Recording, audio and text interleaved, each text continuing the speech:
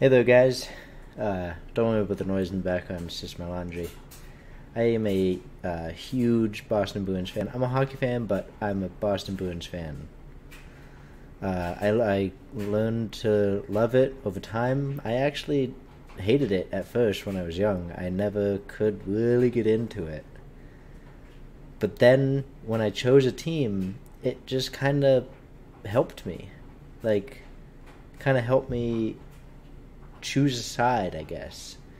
And I chose the Boston Bruins despite my parents, my brother, my sister, everybody being Leafs fans.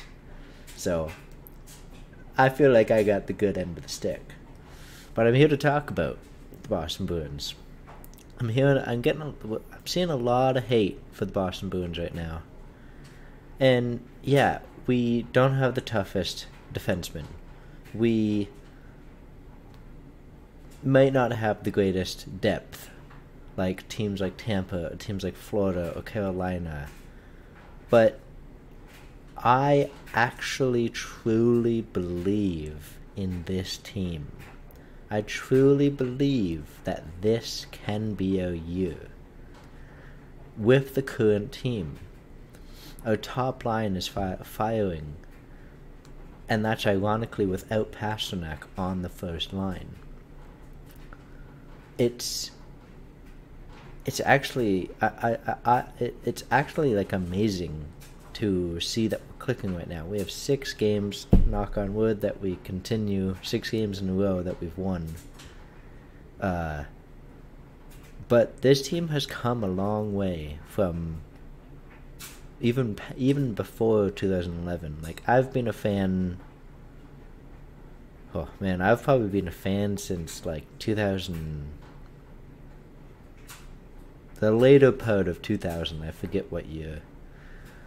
But and there's been a couple players that have been traded over the years. My current favorite is Lucic. It's still my favorite, and I really hope we can get him back. But this team, to talk about the negatives first, we don't play a slow game anymore. We try and play a fast game. We try and keep up with everybody, but that wasn't our style. When we had Chara, he would hold the puck in our zone for like a minute, just sitting there, just letting everything settle down, letting everybody focus. Chara was a real leader, and now we have Bergeron, and we have Marchand, and we have McAvoy, all of those veteran players. I know McAvoy is still young, but he's been on this team longer. Not as long as the other two, but longer. I also wanted to address the trade rumors that I've been hearing for John Klingberg and for Jacob Chychrun. He's got a very confusing last name. I'm sorry to Jacob Chychrun for messing up his last name. Both fantastic players. I would absolutely love both players. But the trade offers are going to be way too much. People keep trying to throw out Jake DeBrusk in a second and a fourth. They're not going to take that. They're going to laugh us out of the room. We have to trade what we'd be willing to give up. I personally think, and this is just me trying to get the value right, I personally wouldn't want to trade a first, because a lot of people have said that Don Sweeney is a terrible drafter, but how do you think he's supposed to get better if he keeps trading away his first round picks? How do you think he's going to learn and practice and get better? And yes, I'm not agreeing with the fans and saying he's a shit drafter. I'm also not agreeing with him saying he's a perfect drafter. Nobody's a perfect drafter. And yes, there is some names that he could have drafted over certain other names, but it's been 5 years. Let's just move on. if we should have kept a first round picks leading up to that. There was a couple dicey trades, but I get it. We're trying to win it in that specific year. That's your goal. That's everybody's goal, is to try and win it in that specific year. But we never do. We always come up short. But we're right there. Just this past season, we drafted Fabian Lysell, who was supposed to go top 10, and we got him at like 24 or 17. I forget. It was somewhere around there. He looks like he could be an amazing player. And if our drafting is shit, that's not Don Sweeney's fault. That's the draft coaches. That's our scouting coaches. Don Sweeney is the one who just says the name and obviously sees all of this information and it's his final choice, but he's not the one going to every single game. He's got an NHL team to run. He's not going to every single game. That's why they have scouts. So I kind of put this blame on the scouts a little bit more. I also put it on the players a little bit more, because I will mention this one time only. The 3 players that we drafted were Jake DeBrusk, as people like to call him, Jake DeBust. Jacob Zabor, who was it Jacob Zabor or Jacob Lazan? Either way, both of those players have turned out to be pretty decent third-line guys. And I understand Lazan is now, again, I apologize if I mess up his name, but Lazan is now on Seattle from the expansion pickup. And then Zach Zenchuin, again, I apologize. All 3 of those guys haven't really carved out. The 2 names, obviously, have been kind of busts. Jake DeBrusk, we could have had better. And I'm not saying, they didn't choose better guys because of future cap or future whatever. It's all about dealing with the now. But we as fans have no idea what GMs go through. There's so many variables. Let's say we drafted Matthew Barzal and Thomas Chabot and all of those bigger names from that draft. Let's say we did. How can we confidently say they would have had the same career with us than they did with the Islanders and with Ottawa? Both of those teams at that time were not good team. Were not very good teams at all. Ottawa is still not very good. The Islanders are now a great team, but that is because they drafted this Matthew Barzal guy, and he's turned out to be a stud. How do we know he would have been a stud for us? He wouldn't have gotten top line minutes. We still had Bergeron, we still had Krejci, we still had Marchand, we still had Chara. He would not have gotten top minutes.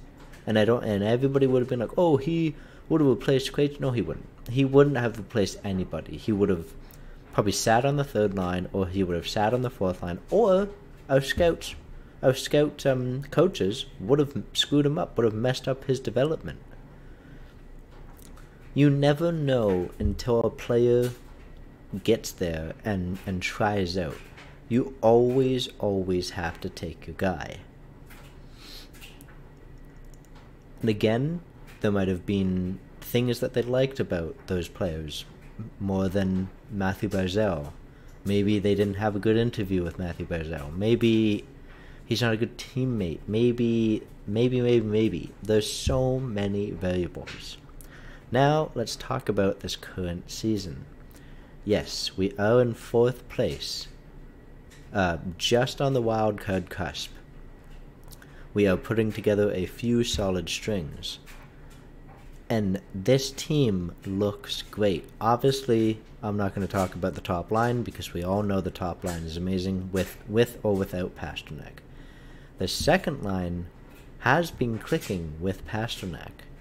And a bright star that is very unexpected, who I think was drafted in 4th or 6th round, is Oscar Steen. Oscar Steen has kind of carved out a little chunk for himself. That's why they had to put Carson Coleman on waivers, and we lost him to Seattle.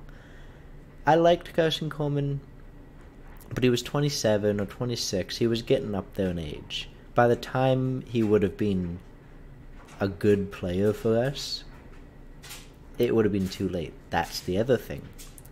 Let's say Lysell only turns out to be a fourth line guy. Boom, we got a fourth line guy right there, a young fourth line guy, locked in. We got one guy. And then next draft, we draft a couple more players to kind of get locked on those lines. If we keep trading away the first round pick, we're not going to get those guys. Or we get a guy for a year or two, or we do a Backus situation. I know we didn't trade for him; we signed him. But we keep doing this. We keep trading for guys or signing guys who we think are still in their prime, and then give them these ludicrous contracts. Again, I am not saying Don Sweeney is perfect, but I am trying to stand up for him, because there's a lot of hate for Don Sweeney and Cam Neely and just the whole organization. And a lot of people want I forget their names, the family who owns Boston, to give it to somebody else. But I don't think it's that. It really comes down to the fans. Because, not to bring up our rivals, but go look at Toronto. Yeah, they haven't been a successful team, but they can get these big names because they have all of this money. But the